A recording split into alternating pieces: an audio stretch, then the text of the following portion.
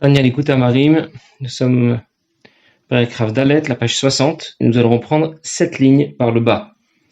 Umash pikoach nefesh doresh arverot. Je reprends ce que nous avons vu depuis le début de ce Pérec.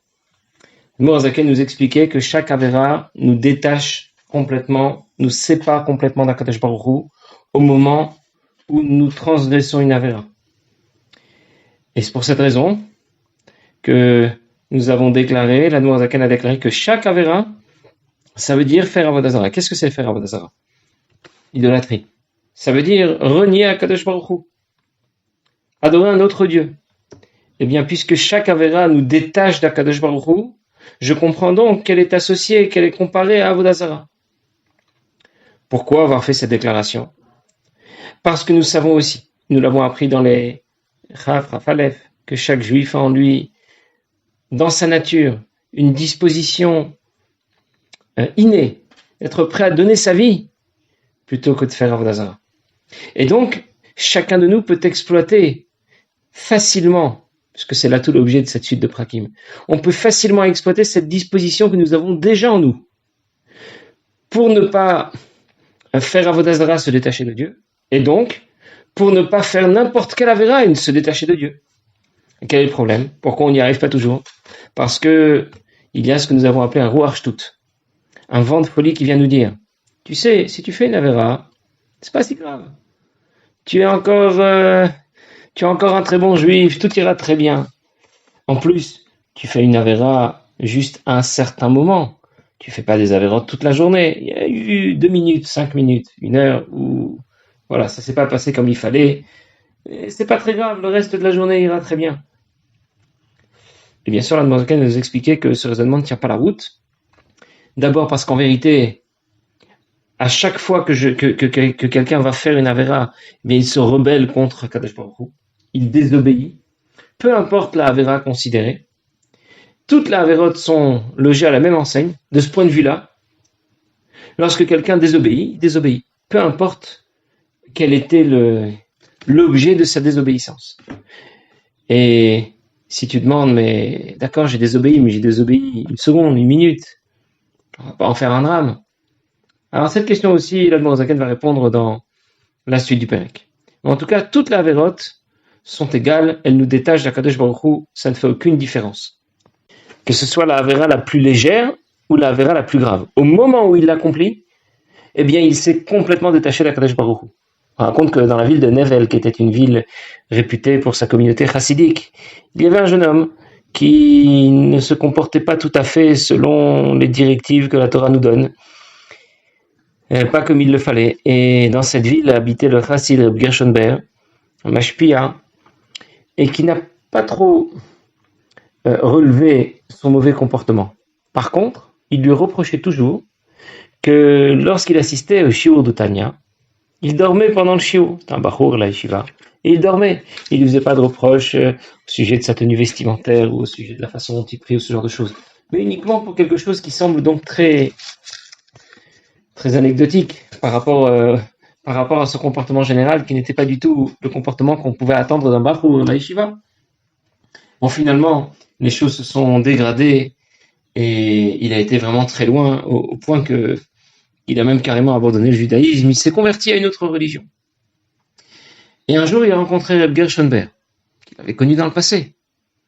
Et notre jeune homme lui a dit, qu'est-ce que tu penses des reproches que tu m'as adressés? Il voulait lui dire que ces reproches sont tellement futiles.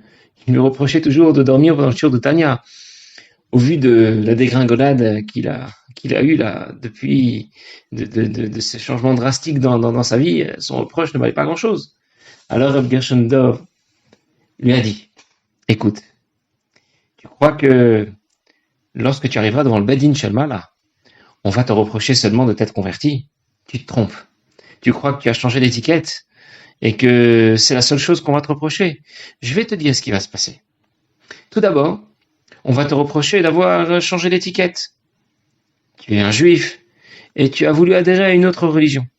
Alors on va te le reprocher. On va devoir te faire souffrir pour cela. Et finalement, tu récupéreras ton étiquette d'être un juif. Ensuite, on va passer en revue les avérotes que tu as pu faire. Shabbat, Kashrut, tout le reste. Et on va devoir Shabbat, Pesach, Yom Kippour, tout le reste. Et on va du coup devoir aussi te demander de réparer toutes ces fautes. Tu récupéreras alors l'étiquette d'un juif caché, un juif Yireh Shamayim qui craint Dieu. Du coup, lorsque tu en seras là, on va de nouveau passer en revue, cette fois, les fautes qui te semblent être les moins graves. Comme le fait d'avoir dormi pendant le shiur de Tanya. Et même pour ça, tu devras rendre des comptes. C'est l'idée, bien sûr, je raconte l'histoire très rapidement, mais Rabbi Gershonberg voulait donc lui expliquer qu'on aura des comptes à rendre pour tout. Pas seulement pour les fautes graves, pour les fautes qui nous semblent graves, mais même pour les fautes les plus légères, qui nous semblent vraiment anecdotiques. Même pour ces fautes-là, on aura à rendre des comptes. Et au vu de ce que l'Admor Zaken nous apprend ici, dans Perek Rav Dalet, on le comprend. Puisque chaque Avera nous détache d'Akadosh Baruch Hu de la même manière. On va dire tout de suite que les conséquences de l'Avera ne sont pas les mêmes, mais au moment de l'Avera, il a désobéi. De la même façon, que ce soit Avodah Zara, Kashrut, Pesach, Yom Kippour ou n'importe quelle autre Avera, eh bien, il s'est détaché d'Akadosh Baruch Hu de la même façon. Alors l'Admor Zaken va poser une question. Vraiment, toutes les Averot sont logées à la même enseigne, c'est toute la même chose. Pourtant, moi j'ai l'impression, on va dire l'Admor Zaken, que les Averot ne sont pas toutes à égalité. Il y a des Averot qui vont sauter en cas de ce qu'on appelle Pikuach Nefesh, en cas de danger de mort, et d'autres qui ne sauteront pas. Par exemple, quelqu'un qui est en danger de mort, mais c'est Shabbat. Et pour pouvoir survivre, il va devoir transgresser Shabbat. Qu'est-ce qu'on lui dit? On lui dit de transgresser Shabbat. Par contre, quelqu'un qui est en danger de mort, on lui dit de faire Avodah Zara, qu'est-ce qu'on lui dit? On lui dit non, tu ne dois pas faire Avodah Zara. Il vaut mieux que tu meurs plutôt que de faire Avodah Zara. Ah, alors je vois du coup qu'il y a des différences entre les Averot. Pourquoi tu me déclarais auparavant qu'il n'y avait aucune différence? Je vois qu'a priori, il y a des différences. Et j'ai l'impression et j'ai compris que cette différence, c'était fonction justement de la gravité de la Avera. J'ai donc compris qu'Avodah Zara, c'est très grave, mais Shabbat, ça le serait moins. Regardez dans les mots. Quand quelqu'un est en danger de mort, eh bien, ce danger va écarter la Avera. C'est-à-dire qu'on va me demander de faire cette Avera plutôt que de mourir. De la transgresser plutôt que de mourir. Alors, l'Admor Zaken va tout de suite expliquer pourquoi, notamment lorsqu'il s'agit de Shabbat, lorsqu'il y a un danger de mort, quelqu'un a fait un infarctus, il a un problème de santé, eh bien on va appeler les pompiers, on va faire tout ce qu'il faut pour lui sauver la vie. Mais qu'est-ce que j'ai compris? J'ai compris que, avant que l'Admor Zaken ne m'explique ce qu'on va lire dans quelques instants, j'ai compris qu'il y a deux poids sur la balance. Il y a d'un côté la vie de cet homme, et il y a d'un autre côté le Shabbat. Et pourquoi la Torah me demande de transgresser Shabbat? Parce que la vie de l'homme vaut plus que la mitzvah de Shabbat. L'Admor Zaken va nous dire tout de suite, ce raisonnement n'est pas juste. Ce n'est pas pour ça qu'on te demande de respecter Shabbat. C'est pour le Shabbat elle-même. Ce que je mets sur les deux côtés de la balance, c'est la mitzvah de Shabbat elle-même. C'est pas pour préserver la vie de l'homme. Il se trouve que la vie de l'homme va être préservée, mais c'est pas simplement pour qu'il vive. C'est pour qu'il puisse respecter d'autres Shabbatot. En d'autres mots, qui va gagner lorsque je vais transgresser Shabbat pour que cet homme puisse vivre lorsqu'il fait un malaise?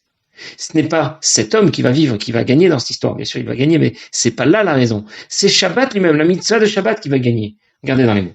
Haynu kiperush chazal. C'est comme nos maîtres ont dit. Amra Torah, la Torah a dit. Chalel alav Shabbat achat. Transgresse un Shabbat. Kideshi ishmor Shabbatot arbe. Pour qu'il puisse garder, et ne pas transgresser, qu'il puisse garder, respecter d'autres Shabbatot. Velo mishum kalut averot vechumran. Ça n'a rien à voir avec la gravité d'une faute ou avec sa légèreté. C'est-à-dire que le problème ici n'est pas de savoir est-ce que c'est une faute grave, est-ce que c'est une faute moins grave. Si c'est une faute grave, alors il vaut mieux mourir que de la transgresser. Et si c'est une faute moins grave, alors il vaut mieux la transgresser plutôt que de mourir. Ça n'a rien à voir avec ça.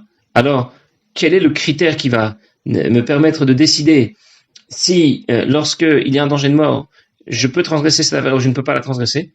Ce n'est pas un critère logique, c'est une xérat hakatuv. C'est la volonté de Dieu que dans telle situation et pour telle avéra, on me demande de préférer mourir plutôt que de la transgresser. Pour telle autre avéra, on va me demander de la transgresser plutôt que de mourir. Et l'Admor Zaken ne se contente pas de nous dire, de nous le déclarer, il apporte une preuve. Il dit, Teda, sache bien, Sha'arei Shabbat, Chamura ushkula ka'avodah zara, l'inyan shritat mumar ledavar echad. Je vais traduire d'abord et je vais expliquer ensuite, comme d'habitude. Shabbat est très grave, considéré comme la vera de Avodah Zara, concernant celui qui est un renégat Davar Echad en termes d'inconduite. Yoredea Siman Bet, ça se trouve dans le Shulchan Aruch, le passage, la partie qui s'appelle Yoredea Siman Bet, Mashen Ken Mumar le Gilui Arayot. Alors que quelqu'un qui est un renégat dans le domaine de l'inconduite, a Filoachi, Koach Nefesh Doche Shabbat, et pourtant, un danger de mort va repousser Shabbat, comme nous l'avons dit. Si Shabbat, quelqu'un est en danger de mort, eh bien, on pourra transgresser Shabbat pour lui sauver la vie. Velo Gilui Arayot, mais pas l'inconduite, pas les relations interdites. Et là, d'Exerat Akatuvi, mais il s'agit d'une Xerat Akatuv. Bien, j'ai traduit, la traduction n'est bien sûr pas très claire, mais je vais expliquer tout de suite. Il y a dans le Shulchan Aruch certaines règles qui s'appliquent à la shrita d'un animal. De quelle façon doit-on égorger un animal pour que l'animal soit kasher? Le shochet doit avoir appris toutes ces halachot afin de respecter. Il y a des halachot qui concernent le couteau, le geste technique qu'il va réaliser. Très bien, il doit les connaître parfaitement et les appliquer. Mais il y a aussi le comportement du shochet lui-même. Ça veut dire son comportement, même s'il a réalisé un geste technique parfait, le fait que dans son comportement, dans la vie de tous les jours, il n'a peut-être pas le comportement adéquat, eh bien ça peut rendre sa shrita psula, pas kshera. Comment c'est possible? Par exemple, imaginez un shochet qui respecte toutes les mitzvot de la Torah, sauf une. Il y a une mitzvah de la Torah, on le connaît, ce shochet, il ne la respecte pas. Disons par exemple c'est un shochet, on ne l'a pas choisi, on ne sait pas pourquoi il occupe encore ce poste, mais en tout cas, voilà, c'est un shochet qui n'est pas marié avec quelqu'un avec qui il a le droit de se marier. Alors que disons-nous? Eh bien, c'est vrai, c'est un shochet qui fait une avéra de façon permanente, il a une relation interdite avec quelqu'un avec qui il n'a pas le droit de se marier, mais puisque le geste technique a été réalisé convenablement, nous allons dire que sa shrita est kshera. Imaginons maintenant un shochet qui respecte aussi toutes les mitzvot, sauf une. Mais une mitzvah, nous avons envie de dire majeure, Avodah Zara. C'est quelqu'un qui fait Avodah Zara. Il a réalisé un geste technique parfait, et pourtant, sa shrita ne sera pas kshera. Pourquoi? C'est quelqu'un qui fait Avodah Zara. Voilà ce que déclare Shulchan Aruch. Imaginons maintenant ce même shochet qui ne respecte pas Shabbat. Eh bien, parce qu'il ne respecte pas Shabbat, c'est comme s'il faisait Avodah Zara, et même si son geste technique était parfait, sa shrita ne sera pas kshera. Qu'est-ce que j'apprends de ces différentes halachot concernant le sujet de la shrita? C'est que Shabbat, c'est aussi grave que Avodah Zara en termes de shrita, en termes du statut du shochet. Shabbat est au rang de Avodah Zara, bien supérieur à Gilui Arayot, à une mauvaise conduite, à une relation interdite.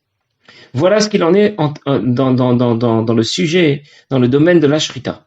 Regardons maintenant ce qui se passe dans un autre domaine, le domaine d'une autre halacha. Yareg ve'al ya'avor. Dans quel cas on va demander à quelqu'un de choisir de mourir plutôt que de transgresser une avéra? Eh bien, si on lui propose par exemple de faire Avodah Zara, ou si on lui propose par exemple d'entretenir une relation interdite avec quelqu'un avec qui il n'a pas le droit de se marier. Mais concernant Shabbat, alors, je passe sur les détails de cette halakha, mais disons dans les grandes lignes en tout cas, Shabbat n'est pas concerné. Et donc a priori, si un goy vient menacer un juif et lui demande de transgresser Shabbat, on ne lui dit pas Yareg va Yavor, qu'il doit préférer mourir plutôt que de transgresser Shabbat. Qu'est-ce que je comprends? Dans ce domaine, Shabbat semble moins important que Avodah Zara et Gilui Arayot, les relations interdites. Qu'est-ce que la Noirzaken veut nous prouver avec tout cela? C'est que concernant les Ilchot Shrita, Shabbat c'était très grave. Le shochet qui ne respecte pas Shabbat, sa Shrita n'est pas kshera. Concernant les autres halachot, il y a Yareg ve'al ya'avor. Shabbat c'est moins grave. Alors décide, c'est moins grave ou c'est plus grave? Pourquoi dans un certain domaine on te dit que c'est très grave, dans un autre on te dit que ça l'est moins? Réponse, c'est qu'il n'y a pas de logique dans toute cette affaire. Ce qui te permet de décider si dans telle situation le shochet a effectué une shrita kshera ou pas, si tu dois préférer mourir plutôt que de transgresser cette avéra ou pas, ce n'est pas la logique qui va décider ici de quoi faire dans telle et telle situation, mais c'est Xerat HaKatuv, c'est Akadosh Baruch Hu seul qui décide, et la logique n'a rien à voir dans tout ça. Conclusion, quand nous disions que chaque avéra nous détache d'Akadosh Baruch Hu, c'était exact. Ah, j'ai eu l'impression que certaines avérotes semblaient plus graves que d'autres, puisque pour certaines, on me dit qu'il vaut mieux préférer mourir que d'être transgressé, et pour d'autres, c'est le contraire.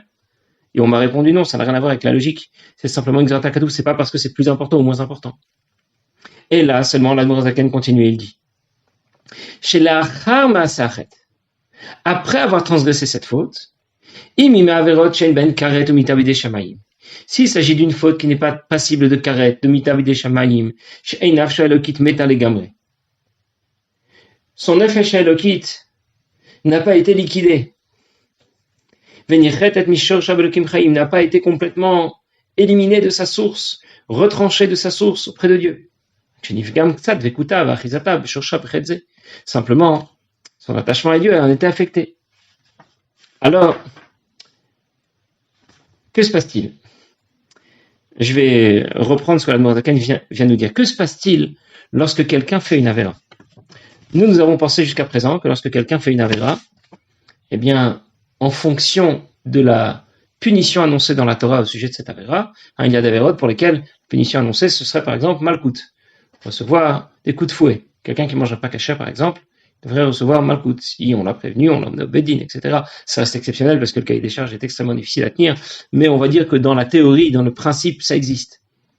Quelqu'un qui au contraire ne va pas respecter Shabbat, eh bien, sa punition ce sera karet, mitat Bedin. Neshama sera retranché. D'autres mots, on coupe la tête de sa Neshama, si on peut dire. Mitat Bedin, si jamais on l'a prévenu, qu'il a quand même transgressé Shabbat, il sera exécuté par le Bedin. Qu'est-ce que je comprends a priori? Il y a des avérotes plus graves, il y en a qui sont moins graves. Pourquoi j'ai dit il y a des avérotes plus graves ou moins graves? En fonction de la punition. La Noirzaken nous dit tout de suite. Lorsque quelqu'un transgresse une avéra, il se passe deux choses. Première chose, il se détache d'Akadosh Baruch Hu comme s'il faisait Avodazara. Point. Deuxième chose, il s'est sali. Il a provoqué des dégâts. Je ne sais pas si c'est un bon exemple. Quelqu'un fait un accident de voiture. Première chose, il y a un accident. Point. Il faut faire un constat, il faut s'arrêter, il faut examiner les dégâts, remplir les documents nécessaires. Ensuite, les réparations, ça va être différent. L'accident a eu lieu, le sinistre est enregistré, mais parfois les réparations sont graves, parfois c'est moins grave, parfois c'est que de la carrosserie, parfois ça a touché des organes vitaux de la voiture, parfois même les passagers, le conducteur ont été blessés. Les conséquences ne sont pas les mêmes, mais l'accident a eu lieu. Le sinistre est enregistré. Alors, c'est ce que veut nous dire ici l'Admorazaken. Chaque avéra nous détache de la même façon d'Akadosh Baruch Hu. Ensuite, les dégâts à réparer seront différents. Et là, effectivement, nous allons pouvoir parler d'une faute qui va être plus ou moins grave. L'Admorazaken n'a pas encore terminé de nous expliquer quelles sont les conséquences de nos fautes. Mais ce qui est clair, et c'est ce que nous devons retenir, c'est que lorsqu'on réfléchit à tout cela, eh bien, avant de faire une faute, on va y réfléchir deux fois. On comprend qu'il ne s'agit pas juste, allez, pour 5 minutes, je me fais plaisir. Ok, j'ai désobéi, mais j'ai tué personne. En réalité, tu as provoqué des dégâts que tu n'imagines même pas. Tu ne les vois pas. Tu ne sais pas ce qui s'est passé. Mais la première chose, tu t'es déjà détaché d'Akadosh Baruch Hu. Et donc, bien sûr, quand tu y réfléchis, quand tu considères cela, eh bien, tu vas faire attention de ne pas récidiver, de ne pas recommencer. Bien, on en reparlera la prochaine fois. Bezrat Hashem. Passez une bonne journée.